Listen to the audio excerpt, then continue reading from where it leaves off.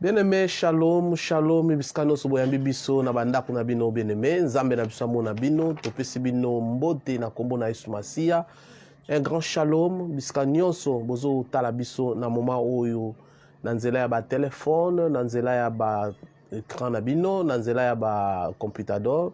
Nzambe ya likolo mokeni mpe mozalisi na nyonso amona bino, tolingi to kota na kati na malakisi na biso to mesana ko pesa bino na nzela ya canal na biso Peniel TV. Donc nzambe na biso azwa lokumu yamboto banda to pesi bino encore une fois kimia na nzambe zala lisusu kati na mabota pe to bondeli nzambe po ete totika moma oyo na maboko na nzambe. Kolo to tomboli yo oza monene zana nzambe ta kokani na yo ata bato oyo batelengana nzambe yo retrouvera bango tango babelelaka yo parce que mukanda na yo na 2 Chroniques chapitre 16 verset 9 elobi ozali kotala na mokili pona koluka bato bazo belela yo po eto pesa bango ba solution. Voilà pourquoi biso yo toye pa na yo nzambo pesa biso loboko zala awa na mateya na biso moto akoki kosimba motema ya moto ezaka yo tika ete bonzambe bokonzi na yo kita awa na monyoso azolanda biso nkolo tia ye ndaka ya molimo santu po ete azala ya yo totomboli yo pe to banir nyonso ya diable ezala musika na kombo na Yesu Masiya tika ete kombo ya Yesu régner na mabota na biso dans le nom de Jésus. Bien-aimé dans le Seigneur, shalom encore une fois bien-aimé. Lobi to yekolaki makambo mosusu tobaki mwa makambo ebele na kati na bongo na biso. Donc esengeli to comprendre bien-aimé na vie chrétienne posa ya nzambe ezali bato bapusa na pembeni na ye bayeba liloba na nzambe bakoma mature po ete soko oza mature okoyeba kodefendre foi na yo okoyeba mpe koimplike baninga mosusu po ete bakota na kati na nzela ya kondima na yo po balanda yo po ozala exemple kozala disciple ya Jésus-Christ ezali image ya Christ kati na yo. Lelo bato bakomona Christ à travers biso otomi bengi bana na nzambe biso otomi bengi ba chrétien biso otomi bengi ba disciple esengeli to démontrer la puissance de la parole de Dieu kati na biso esengeli to démontrer aussi la force de la parole de Dieu pour que emema biso na gloire ya nzambe. Bien-aimé dans le Seigneur tokotanga verset na biso na poko na lelo na mukanda na 2 Corinthiens chapitre 2 verset nango 4. Bible elobi boye: nous rejetons les choses honteuses qui se font en secret. Nous n'avons point une conduite astucieuse et nous n'altérons point la parole de Dieu. Bien-aimé dans le Seigneur, ils ont livré à Paul, ou à comme les Corinthiens. Objectif à livre oyo, ils allaient démontrer bango combien bazaba ananzambe, sengeli ba comme la conduite oyo ezali ya ba ananzambe. Soki ozana conduite ya ba nzambe te okoyeba ndenge nini ya vivre te parce que ezali malamu obana ko comprendre makambo malamu très bien. L'une des inquiétudes au Christ azalaki nango bien-aimé ezalaki na tango akomi na suka au regard ya ba dérapage ya batu. Et tant que nombre de chrétiens quitteront la foi, il disait qu'il fallait mukolo ezala abrégé. Pour ceux qui mukolo za abrégé te bana na nzambe belé bakobungisa kondima. Yango wana ekomami boye, il disait ceci en lui-même qu'il connaissait ni l'heure ni le jour de son avènement. Yango, il est important, bien-aimé dans le Seigneur, to importer de garder le dépôt oyo biso tozui kat na nzambe. Tout les chrétiens ou bien tout un chrétien azana devoir tango yambi Yesu Masiya lokola mokonzi po mobikisi Yesu ndeko totalaki lobi le fruit de l'esprit Yesu akotisi biloko ya bonzambe katikati na ye. Et qu'est-ce que les chrétiens doivent faire? Il a le devoir de garder les dépôts, bien-aimés. Sokotali na mukanda oyo bazo nous rejetons les choses honteuses, qu'on rejeter et l'axi qu'on se détourner de. C'est-à-dire ba vionga na manako mema, ba vionga bana otambula nango na se détourner lokola toloba ki lobi les œuvres de la chair. Les œuvres de la chair ezali opposées dans l'œuvre de l'esprit. Donc le Seigneur Moutou a se détourné de ses œuvres, a se détourné du péché, a se détourné de cette mauvaise vie à Zotambola Nango, parce qu'un disciple, Aza Moutou a commis Moutou Nasika. Voilà pourquoi, dès Colossiens chapitre 5, verset 17, te confirmons toujours parce que verset n'a besoin de disciple, verset n'a besoin de base, il y a des disciples, parce que ce que Moutou a commis disciple, a commis c'est-à-dire, il s'est détourné de péché, de la mauvaise vie, où il y a vivre, où il y a tambola nango. Donc, les actions visées dans le verset où bien aimé, surtout dans la immoralité secrète. Il y a des choses que des chrétiens aujourd'hui font. Il y a des bombama. Au lieu de bombama, bazo bombama batu, mais baza ko s'exposer liboso na Nzambe. Et ça malamu te bien aimé. Nous devons avoir la paix. Il y a ko banga Nzambe, que to banga batu. Chrétien comme la masanga, azu a tchango na kopo, po batu balo bate que pasteur wana melaka. Mais pasteur a melaka. Azo banga batu, mais azo banga Nzambe. Donc voilà pourquoi Bible verset otanga, nous rejetons les choses honteuses. Ça m'a honteuse parce que tant que tu vas comprendre que non, ce pasteur a melaka masanga, ce pasteur a kota ba night club, ce pasteur a zalaka na kata bandumba, ce pasteur a zalaka na vie moko un peu compliquée. Non seulement aux alliés ko fingi sa œuvre de Dieu, mais tu exposes aussi les autres pasteurs pour être bazotambola mabe. Batino so bakoza na confiance oyote bapesa kaipa ya pasteur. Nzambe ye moko akoza na confiance na yote parce que tant yozo vivre dans le péché okomi mutoyo opesi mu Congo epai na Nzambe. Temena biso ya poko na lelo bien aimé ezali garder les bons dépôts. Ton bon dépôt il faut garder en haut. Les bons dépôts c'est quoi bien aimé? Par définition dépôt ezanini. Dépôt ezali action de déposer. C'est-à-dire action de déposer. Qu'est-ce qu'on a déposé dans le cœur de l'homme? Parce que le cœur de l'homme c'est un dépôt. Oyo Nzambe azo déposer babiloko ya bonzambe katikati na mutu.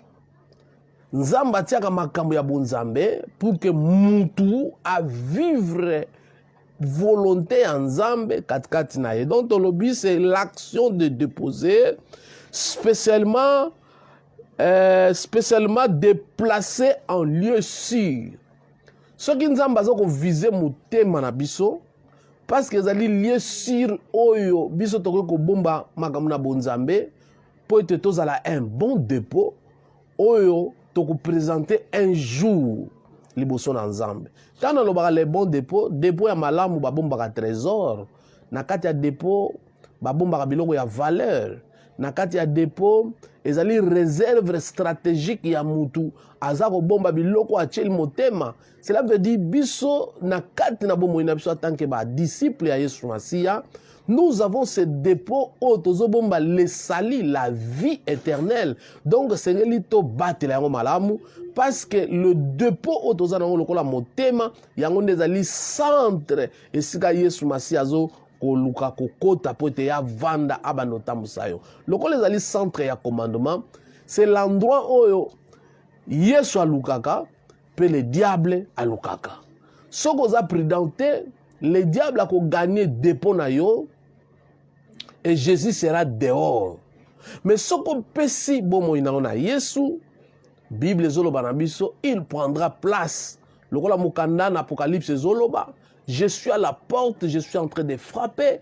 Si quelqu'un attend ma voix, il ouvre sa porte. C'est-à-dire, tu as encore le devoir d'ouvrir ton dépôt pour que le Seigneur prenne place. Deuxième définition, bien aimé dans le Seigneur, ce qui est confié au dépositaire. Tobengi dépôt, ezali par exemple ndako ba confié na dépositaire. Dépositaire awazanan. Dépositaire c'est le créateur. Il nous a donné et logo a déposé katnabiso. La deuxième définition, ce qui est confié au dépositaire. Donc, yoza dépositaire, Nzambe a déposé quelque chose, o ezali mutuya, o ezali la vie éternelle que nous devons protéger.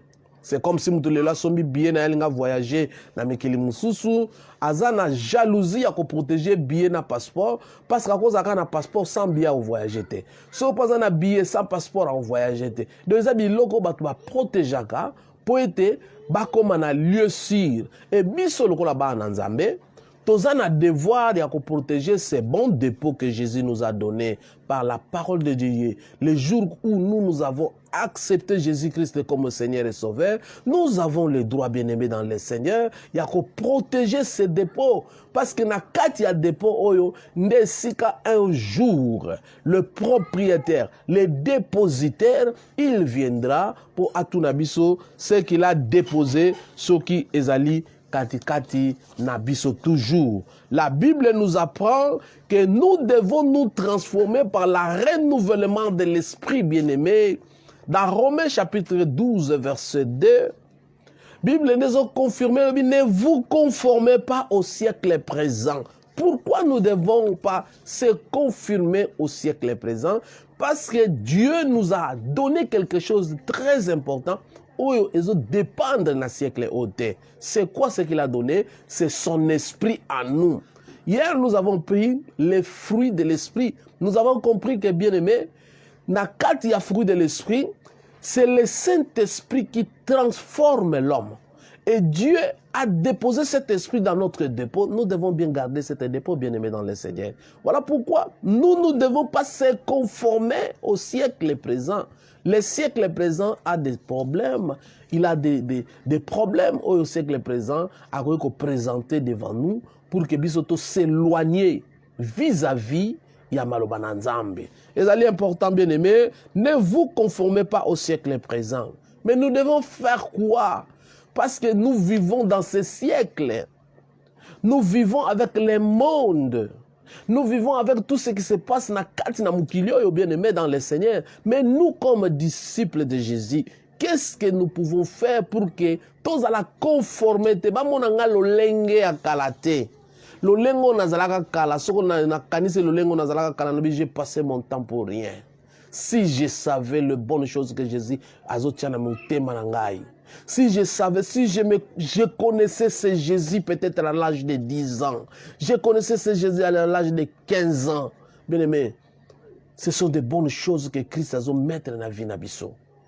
Donc voilà pourquoi nous ne devons pas se conformer. Le monde et ses compassions et les cas bien aimé. Nzoto eko memela yo biloko eko sepelisa yo mais eko kosa yo kanga yo misu pour que okota lolate. Voilà pourquoi bien aimé dans le Seigneur, yango Bible zo continue ko conseiller biso lobi, mais soyez transformés par le renouvellement de l'intelligence. Cet renouvellement de l'intelligence, biso tozo zwango ndenge nini, c'est en écoutant la parole de Dieu. En lisant la parole de Dieu. C'est à partir du Saint-Esprit, quand le Saint-Esprit a vendu na katina dépôt na yo bien-aimé, le Saint-Esprit commence à transformer ton raisonnement, ton intelligence pour te permettre yo aux à la renouveler, aux à la intelligent. Parce que l'intelligence qu'on parle ici, bien-aimé, il y a des ali bonzambe. Bonzambe wande ko renouveler yo. Bonzambe au Saint-Esprit mais magana vie na biso yango nde ko changer vie na yo pour être ozala totalement renouvelé par l'Esprit de Dieu. Bible continue tozala renouvelé par le Saint-Esprit afin que vous discerniez quelle est la volonté de Dieu. Cette volonté de Dieu, nous devons le distinguer. En tant que païen bien-aimé, nyonso yo ko sala na kati na bomoi na yo, okoyeba ko sala distinction te. La distinction. Parce que la distinction, pour nous, il y a une distinction. Parce que même si on a un Nzambe, Nzambe a une équation. Il y a que j'ai placé devant vous le ciel et la terre. J'ai mis devant toi la vie et la mort. Mais l'homme n'arrive pas à choisir jusqu'à présent. Si on savait que Dieu avait mis la mort, la bénédiction et la malédiction, l'homme devrait choisir. Mais Dieu étant un bon Dieu, Dieu de l'amour, Dieu de la justice, il nous a dit de choisir la vie. Il connaît pourquoi il nous a dit de choisir la vie. Voilà pourquoi la volonté de Dieu ezali nini. To discerner la volonté de Dieu. La volonté de Dieu, ezali, par définition, la volonté de Dieu, c'est faire ce que Dieu veut. La volonté de Dieu, c'est la vie éternelle. Pour ça, Nzambe a été mouton à vivre éternellement. Parce que c'est le premier projet où il y a ça là. Alors, toujours, azon sa moutouna éternité, bien-aimé dans le Seigneur.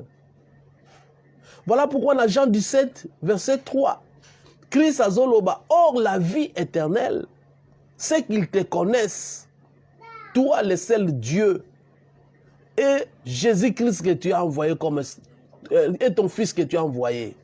Bien-aimé dans le Seigneur. Faire la volonté de Dieu, c'est connaître Dieu lui-même.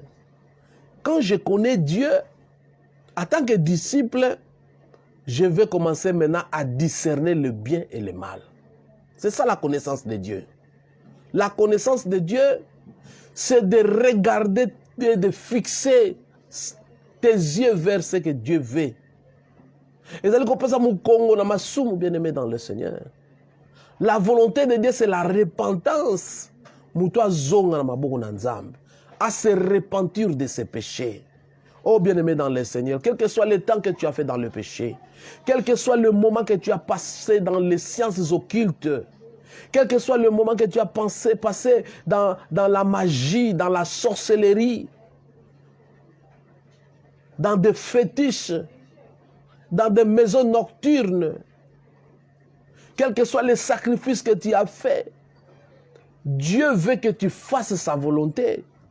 Et sa volonté, c'est quoi? C'est prendre une décision. De dire non, fini pour moi.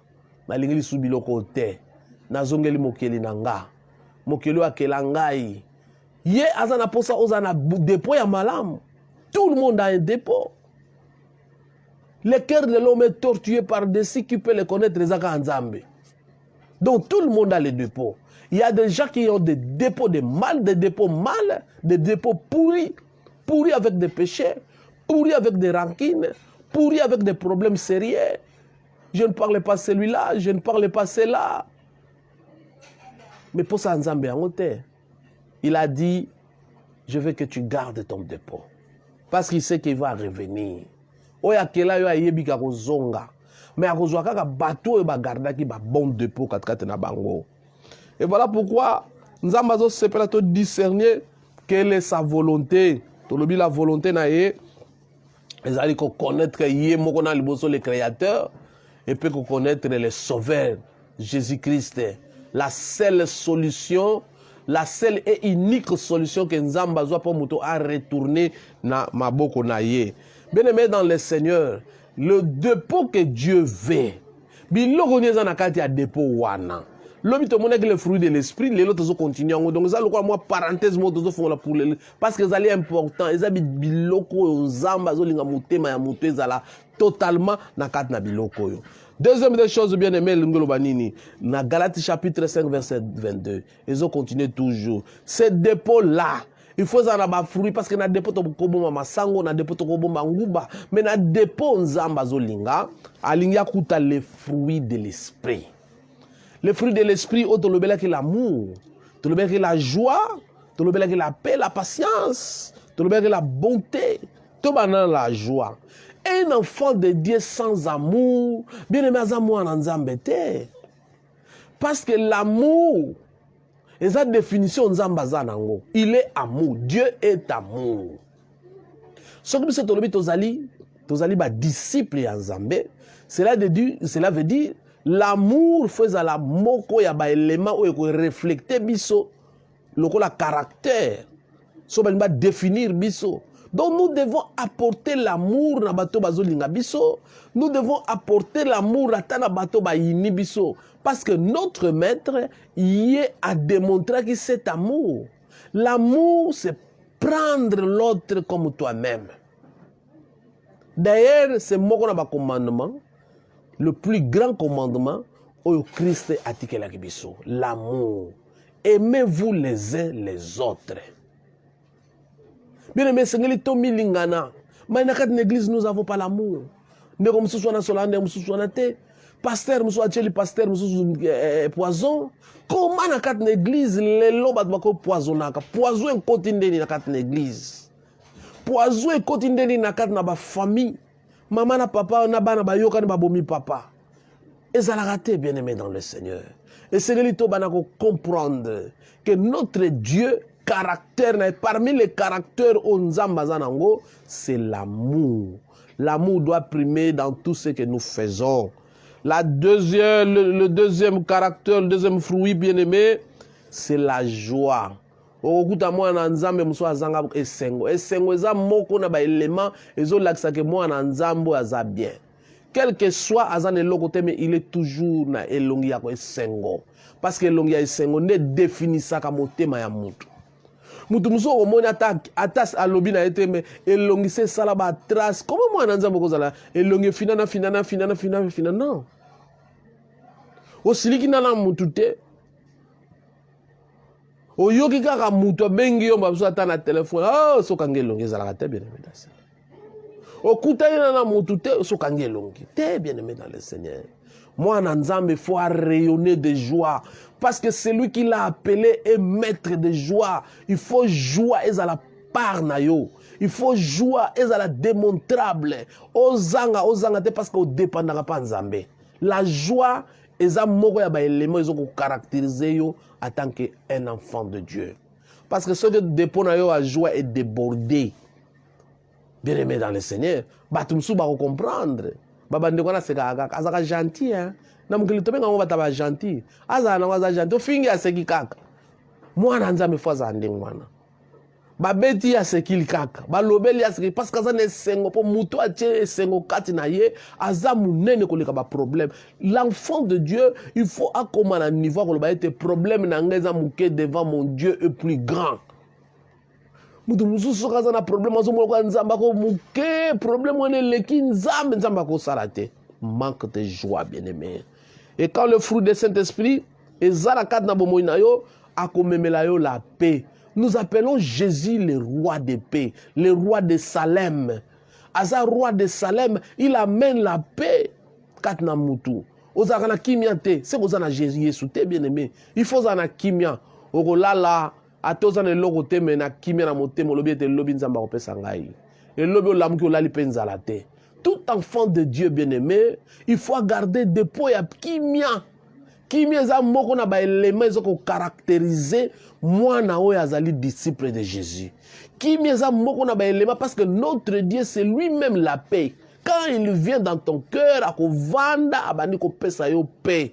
Abadi ko changer ozalaki mutu na kanda, ozalaki mutu ozalaki excitant, ozalaki mutu ozalaki désordre, ozalaki mutu ozali trop brutal. Christ sokwa ya vandi bien-aimé dans le Seigneur, il commence à changer l'intérieur d'une personne. Voilà pourquoi la Bible zoloba ozalaki mutu akaloko mutu na sika. Donc esengeli o comprendre comment pe na niveau wana ya koloba ete nzamba moninga pa pesinga loboko. Ce qu'on a niveau wana et qu'on permettre yo oyeba ko comprendre qu'est-ce que Christ veut de toi. C'est tellement important. La patience, bien-aimé. La patience est un peu important. Un homme de Dieu, un enfant de Dieu doit être patient. Ce qu'on va promettre yé, ayebi que tatam ta prometa. Na ozela tim ko tata ko pesa. Ezate ozaki une église obimi okeko comme une église wana mususu ozaki une église comme une église wana mususu ozaki donc yo ba pasteur bazalaka ba ben yo malamu obimaka na ba église ochangeaka ba église oza patiente ate parce que nazozela balobaki bakana ba tombolanga ba tomboli ngai te ngane muna betaka fale na kende nazolia te mbongo bazomona baonde baliaka mbongo bien aimé dans le Seigneur. Est-ce que Christ abenga yo pour makambo wana abenga yo apesa la vie éternelle alobi ete soki na kozonga zala na patience jusqu'à ce que na kozonga ba oyo ba kozala patient ba kobuka mbuma ya malamu ata na famille soko mona za patient aliaka malamu ata na musala soko za patient ba konzi ba reconnaître yo bato mususu lelo bazwa vie pona nini patience na bango efuta patience eza moko ya bambuma pe ba caractéristique ya Yesu. Il était tellement patient, il attendait seulement un jour. na aussi sa mission oyo nzamba ko élever ngai. Voilà la patience et komema yo okomati na niveau ya élévation. Eza na mbuma mususu la bonté, kozala bon eliboso ya bato. La bonté ezali kaka na église te, parce que nous confondons. Na kat na église toza ba bato bazala malamu. Mais na ba famille toza bato yo baza bagaradu. Na ba quartier toza bato ata maya pamba ndeko ko mela mai te na ndako na yo. Mbala msu ozobwaka biloko za na bato na ba visine na yo baza na nzala balie eloko te, bien-aimé dans le Seigneur. Mais yo bwaki biloko. Mbala msusu bandeko msusu bazo souffrir. Mais yo mbongo na yo eza pona sala baboum. Soko anniversaire ko boma nzoto akusakana te. Bibembelelo bako bokunda na cotisation, mamsu yo za na mbongo, bien-aimé ko kunda ndeko na yo. La bonté eza moko na ba élément. Christ était bon. Azalaki muto azaki tellement bon, amoni batu bazo ba lembi na nzala, abi wo pesa bango biloko. Ba disciple lokola biso tozalaki wana tolobi ba bozonga bango na ndako ba lembi déjà zonga bango na ndako. Mais bien aimé, Christ comme il était bon. D'ailleurs notre Dieu est bon. Il est plein de bonté. Azaka non bonbon karaté mais plein de bonté. Azanzamba compassion. Bonté, bonté, bien-aimé, est entraînée na compassion, yo ka passe na mutema ndeko na yo. Soko za na bonté, bien-aimé, yo ka pe passe ndeko na yo. Soko za na bonté te, o za la mutema kasi loko libanga. Parce que bonté ko entraîner compassion, bonté ko entraîner amour, bonté ko entraîner la patience na supporter ndeko yo. Donc, bonté, c'est une pièce majeure, c'est-à-dire la patience viendra seulement, l'amour viendra, la compassion viendra, parce que nous avons la bonté, nous avons bien aimé, comme disciple de Jésus, biloko wana fonto la kisa ngo epa bato mususu bato ba bakeno tala azamo ananzam. Okoki na quartier ba yebi yote ba mais lolenge na yo kaka balobi no oyo asambelaka. Eza bilembo ya kosambela. Mutu azomona kete mutu asambelaka. Mutu akenaka na église. Po lolenge na ekaka. Na visine aza na problème te. Na tonga kolamuka pesi bango mbote. Boni boza malamu aleki. Ata boza ba camarade te. Mbote oyo. Oyo Patrice aloba bonjour. Et pesaka ba solution. Et résolvaka ba inimitié. Et résolvaka ba conflit. Ngaki koya. Eza lokola eloko moko po moko bo izo empêcher mabekota. Bien-aimé, la bonté. Notre Dieu est bon. La bénignité. Bon moi bolam moko boye. Bénignité. La fidélité. Nous devons être fidèles na makambo nyonso. Ezaka fidélité ya mwasi na mbali. Ezaka fidélité ya famille, mais ça fidèle aussi dans l'engagement tozozwa. Fidèle aussi devant notre Dieu. Nous avons appris un grand engagement.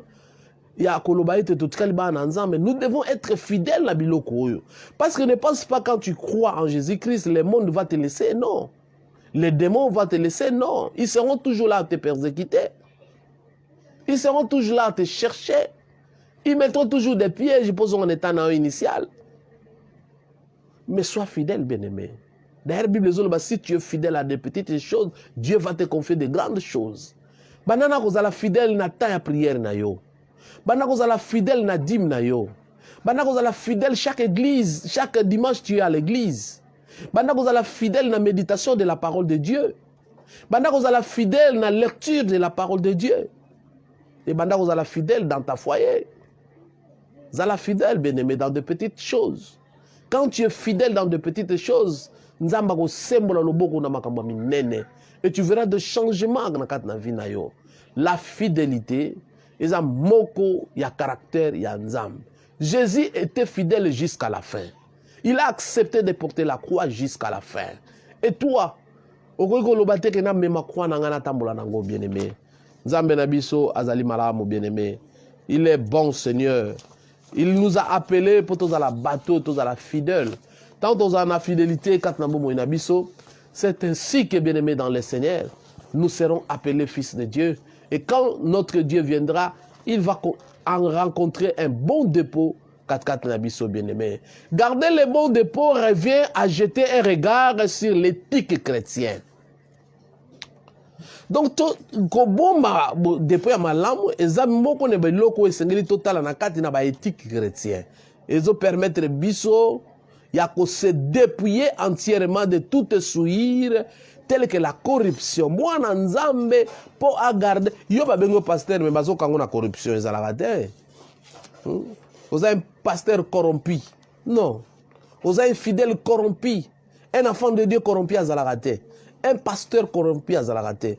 Un serviteur corrompu à Zalagate. La corruption est dans moko na belément où est to éviter na kat na vie na biso chrétien. D'ailleurs l'éthique chrétien ils ont évité biloko wana et c'est to dépouiller biloko wana. Tant qu'on a commis chrétien, il faut dépouiller la corruption, la fraude na linyangote na kanami, l'immoralité il faut l'ongwa. L'immoralité, makambuya soni ozo sala, immoral. Le loba pasteur, to comme mona bolubu na ba télévision. Non. Ça sont des choses immorales. Au Sénégal bisoba na nzambe, nous devons éviter parce que nous sommes appelés, nous sommes appelés, nous devons rejeter les choses honteuses. Makambuya soni Sénégal to boaka qui se font en secret. Biloko salaka ya secret wana on bazo monanga to kote okangi porte à bureau ozana serre na kati kuna tu commences à ya kokosa makambo lukuta non c'est une délivrance na kosala boy na obalola boy. Ce sont des choses qui se font en secret mais nzambe na secret azomona. Nous devons éviter ces choses-là, bien-aimés. Nous devons éviter ça parce que quand nous invitons biloko wane ko mema biso na kati na bolingo na nzambe. Nous allons garder un bon dépôt. Bien-aimé dans le Seigneur. Et l'autre toko invité nini. L'incrédulité. L'incrédulité fait que notre dépôt manque de provisions, bien-aimé.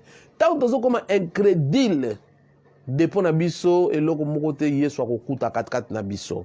Parce que mukana na Hébreux chapitre 3 verset 19. Aussi voyons-nous qu'il ne purent y entrer à cause de leurs incrédulités. Incrédulité, Christ a kokota te pour atala dépôt na yo. Po yo mutema na yo za kofunga mate Christ avant. Lokola za incrédule, eza moko na ba élément et ko pesa accepter na Yesu Masia. Yesu ana posa muta funga mutema ya kota avanda asala na yo un bon dépôt. Dépôt oyo un jour tango yako ya biloko ezakati na yo biloko totangi ba amour ba fidélité ba patience ba bonté ba bénédiction ba biloko wana so le ba fruit de l'esprit Yesu akuta nango pote apesa o motole bien-aimé dans le Seigneur tozo chité awa nous devons marcher selon l'esprit. Voilà pourquoi si nous devons marcher selon l'esprit nous n'allons pas accomplir les désirs de la chair. Les désirs de la chair bien-aimé tout ça là pourquoi c'est parce que nous marchons par la chair. Nous avons une décision par la chair. Si au contraire, nous laissons la chair et nous décidons de marcher selon l'esprit, bien aimé, nous allons battre oyo, nous vivre le bon Nzambe. Les ali malam, ils sont bien manifestes ces désirs charnels.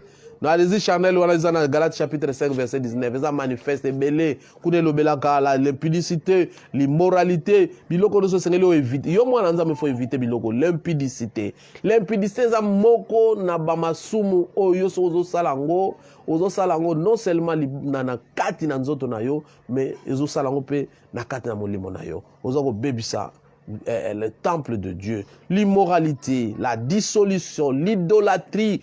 Yoti le lozo gumbela non bakisi banzete ako kauka elo bakate ozobenga on banzambe. Ça c'est l'idolâtrie bien-aimé. La magie c'est contre bizabilo ba désir de la chair, l'inimitié, les querelles ko soana mamsi ozala zelana kena na église lena ko ya ko mona ngande na lobela yo ko soana ezape moko na ba élément oyo ememaka bato nako longola na nzela na ko tambola na nzela na musuni et le jalousie, les animosités, les disputes, les divisions, les secrets, les sectes, l'envie, bien-aimé, l'ivrognerie, les excès de table, les choses semblables, bien-aimé. Biloko nyoso et ko longola yo ozala un bon dépôt à Yesu Masia. Bien-aimé, garde ces bons dépôts. Paul, abana sa Timothée, albi garde les bons dépôts que tu as. Parce que Christ savait très bien ceux qui moutazan a bon dépôt. Bien-aimé, bon dépôt et bimsaka biloko ya malam. Mauvais dépôt biloko ya bimsaka ya nzoto to tanga aw. Bien-aimé, to koi aw. Botika la malam. Soko za na bon dépôt, nzamba kopesa loboko esengeli garder dépôt oyo yamba yesu lokola bomba yesu jalousement afin que un jour tango ya koya pote ayamba yo pote bokutana na ye pote ozala esika mona na ye batela kondima batela eloko oyo oyamba yesu lokola mokonzi mpe obikisi mipepe ya baproblème ya basituation ya kotika te bien aimé bomba kondima na yo koleka biloko nyonso bomba yango malamu ezali trésor oyo nzamba apesi yo eza trésor oyo mokolo ya suka tango bakofungola trésor kosepela kondima na yo ezaliki important parce que yango nde dépôt oyo nzamba apesi yo soko bandi kokamata na kati ya dépôt ya nzambe obandi otya biloko ya mosuni bible elobi babiloko wana tango bato bakometaka biloko wana bakomona ata mokolo moko te bonzambe bakomona ata yesu mokolo moko te